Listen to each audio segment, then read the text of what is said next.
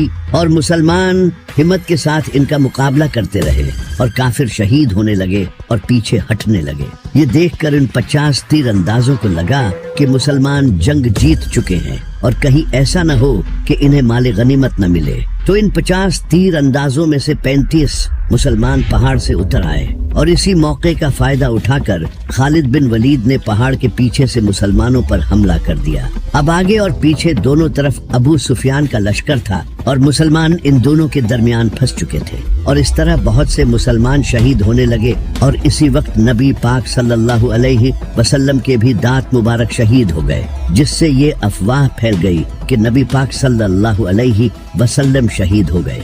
जब सहाबा ने ये सुना तो कई सहाबा ये सुनकर भागने लगे, यहाँ तक कि हजरत उस्मान और हजरत उमर जैसे सहाबी भी जंग छोड़कर भाग गए। लेकिन सिर्फ 12 लोग नबी पाक सल्लल्लाहु अलैहि वसल्लम के साथ बाकी रहे, जिनमें इमाम अली अलैहिस्सलाम, साद बिन अबी वक़ास जैसे सहाबी थे। तो बाकी बच्चे मुसलमान पहाड़ पर चढ़ गए, जिसे देखकर अबू सुफियान पीछे हट गया। जब वो वापस मुड़े तो नबी पाक सल्लल्लाहु अलैहि वसल्लम ने इमाम अली और बाकी कुछ सहाबा को इनके पीछे भेजा ताकि ये पलटकर हमला न कर दें। और इन सहाबा ने बड़ी बहादुरी दिखाई, जिसकी अल्लाह ने कुरान में तारीफ की है। इस जंग में मुसलमानों को बहुत नुकसान हुआ, जैसे कि नबी पाक सल्लल्लाहु अलैहि वसल्लम के चचा हजरत हमजा रजी अल्लाह तआला अन्हा शहीद हो गए, जो कि मुसलमानों के आर्मी चीफ थे।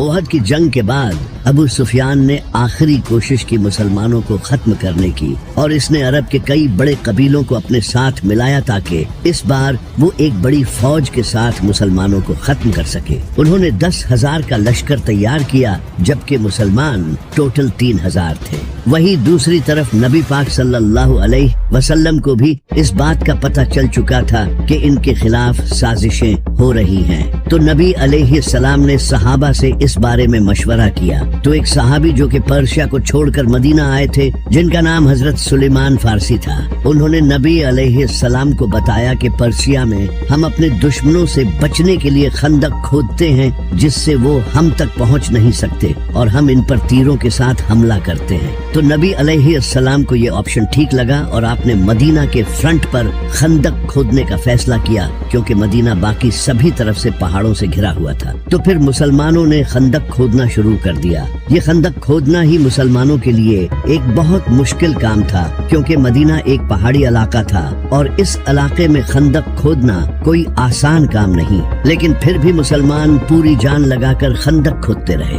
खंदक खोदते वक्त एक ऐसा पत्थर आया जो कि हजरत सलमान फारसी रजी अल्लाह तआला अन्हा से टूट नहीं रहा था। तो सहाबा ने नबी अलैहिस्सलाम को जाकर ये बताया। फिर नबी अलैहिस्सलाम खुद आए और आपने इस पत्थर पर 3 बार हथौड़ा मारा, जिससे वो पत्थर टुकड़े टुकड़े हो गया। इस पत्थर को तोड़ते वक्त नबी अलैहिस्सलाम को एक रोशनी दिखाई दी और फिर आपने फरमाया कि पहली बार जब मुझे रोशनी दिखाई दी तो अल्लाह ने मुझे रोम अता किया, और दूसरी बार जब मुझे रोशनी दिखाई दी तो अल्लाह ने मुझे पर्शिया अता किया, और तीसरी बार अल्लाह ने मुझे यमन भी अता कर दिया। उस वक्त रोमन और पर्शियन एम्पायर दुनिया की सुपर पावर थी। जब मुनाफिकों ने ये सुना तो वो कहने लगे, यहाँ हमारे इतने बुरे हालात हैं और ये रोमन और पर्शियन एम्पायर की बातें कर रहे हैं। ये जंग मुसलमानों के लिए बहुत बड़ी आजमाइश थी, क्योंकि इससे पहले जंगे उहद में मुसलमानों के साथ जो हुआ था, उसके बाद अब दोबारा फिर 10,000 का लश्कर इन्हें मारने आ रहा था और मुसलमान सिर्फ 3,000 थे। जैसे ही वो 10,000 का लश्कर जंग लड़ने मदीना पहुंचा तो वो इस खंदक को देखकर हैरान रह गए, क्योंकि इन्हें इस बात का बिल्कुल भी अंदाजा नहीं था। इनके पास दूसरा कोई ऑप्शन नहीं था, तो उन्होंने खंदक के बिल्कुल सामने पड़ाव डाला। लेकिन एक इंसान ऐसा था जिसने ये खंदक पार कर ली। इसका नाम था अमर बिन अब्देवद। ये इंसान एक बहुत बड़ा जंगजू था, जिससे पूरे अरब के लोग डरते थे, क्योंकि ये 100 आदमियों से अकेला लड़ता था। जैसे ही ये खंदक पार करके मुसलमानों के सामने आया, इसने मुसलमानों की पूरी फौज को चैलेंज दिया कि तुम तो कहते हो कि मरने के बाद हम सीधा जन्नत में जाएंगे, तो आओ मैं तुम्हें तुम्हारी जन्नत में पहुंचा दूं। लेकिन इसे देखकर 3,000 मुसलमानों में किसी की भी हिम्मत नहीं हुई कि वो इसके सामने आकर इसका मुकाबला कर सके, सिवाय एक 27 साल के लड़के के जिसका नाम था अली। जैसे ही इसने मुसलमानों को ललकारा तो इमाम अली अलैहिस्सलाम खड़े हुए और आपने नबी सल्लल्लाहु अलैहि वसल्लम से इजाजत मांगी, लेकिन नबी सल्लल्लाहु अलैहि वसल्लम ने इमाम अली अलैहिस्सलाम को बैठा दिया। इसने दोबारा फिर ललकारा, लेकिन कोई खड़ा नहीं हुआ सिवाय इमाम अली के। लेकिन नबी अलैहिस्सलाम ने दोबारा फिर इमाम अली अलैहिस्सलाम को बैठा दिया। तीसरी बार जब इसने दोबारा फिर ललकारा तो नबी अलैहिस्सलाम ने इमाम अली अलैहिस्सलाम को रवाना किया। एक तरफ अरब का मशहूर जंगजू जिसके पास सालों का जंगी एक्सपीरियंस था, और दूसरी तरफ एक 27 साल का लड़का। जैसे ही इमाम अली अलैहिस्सलाम इसके सामने गए तो अमर बिन अब्दे वद ने इमाम अली अलैहिस्सलाम को पहचान लिया, क्योंकि इमाम अली के वालिद अबू तालिब इसके बड़े अच्छे दोस्त थे। तो इसने इमाम अली से कहा कि मैं तुझसे नहीं लड़ सकता, किसी और को भेज।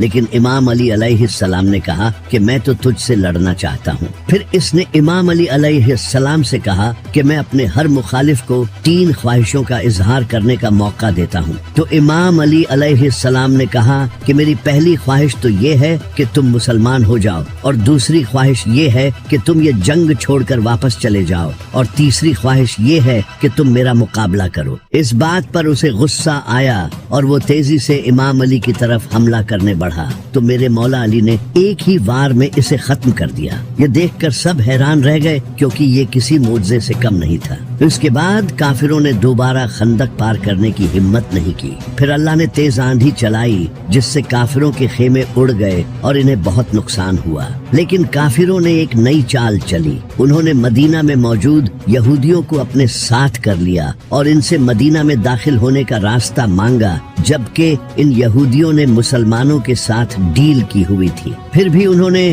गद्दारी कर दी और इस तरह मुसलमान फंस गए, और अब इन्हें अपनी मौत सामने नजर आने लगी, क्योंकि मदीना में मुसलमानों की फैमिलीज भी थी। अब सिर्फ उनकी ही नहीं बल्कि उनकी फैमिलीज की जान भी खतरे में आ चुकी थी। उसी वक्त अल्लाह ने अपना एक और मुजज़ा कर दिखाया। एक इंसान जिसका नाम नुआइम बिन मसऊद था, उसने इस्लाम कबूल कर लिया और वो नबी पाक सल्लल्लाहु अलैहि वसल्लम के पास आया। उसने नबी पाक सल्लल्लाहु अलैहि वसल्लम से कहा कि मैंने इस्लाम कबूल कर लिया है, लेकिन ये बात किसी को भी नहीं पता। उसने अपना एक प्लान नबी सल्लल्लाहु अलैहि वसल्लम के सामने रखा और आपने उसे इसकी इजाजत दे दी। फिर वो सीधा यहूदियों के पास गया और उनका ब्रेन वॉश किया। उसने यहूदियों से कहा कि अगर ये जंग न हुई तो मक्का के लोग तुम्हें छोड़कर भाग जाएंगे, फिर तुम्हारी मौत पक्की है। अगर तुम्हें मुझ पर यकीन नहीं तो इनसे ट्रस्ट के तौर पर इनके 8 सरदार मांगो। इसके बाद वो सीधा काफिरों के पास गया और उनसे कहा कि मदीना के यहूदी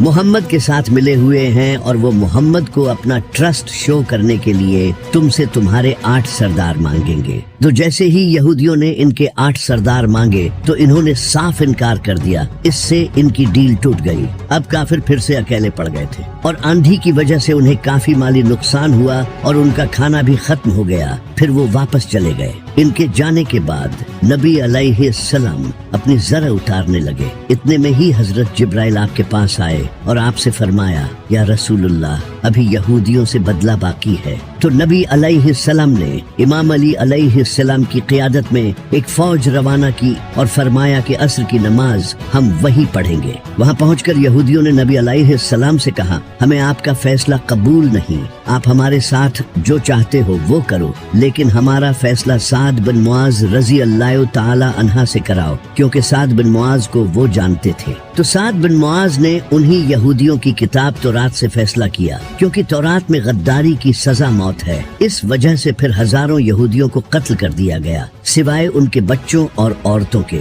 आज नॉन मुस्लिम्स। इस इंसिडेंट को मुसलमानों के खिलाफ यूज करते हैं और नबी अलैहिस्सलाम के कैरेक्टर पर उंगली उठाते हैं, जबकि यही कानून आज पूरी दुनिया में फॉलो किया जाता है। खंदक की जंग में जब अबू सुफियान अपना लश्कर लेकर चला गया था तो नबी अलैहिस्सलाम ने फरमाया था कि अब मुशरकीने अरब आज के बाद तुम पर हमला नहीं करेंगे, अब तुम उन पर हमला करोगे। एक रात अल्लाह ने नबी अलैहिस्सलाम को ख्वाब के जरिए उम्रा करने का हुक्म दिया। तो नबी अलैहिस्सलाम तकरीबन 1500 सहाबा के साथ मक्का उम्रा करने के लिए चले गए। जब अरब के मुशरकीन को इसका पता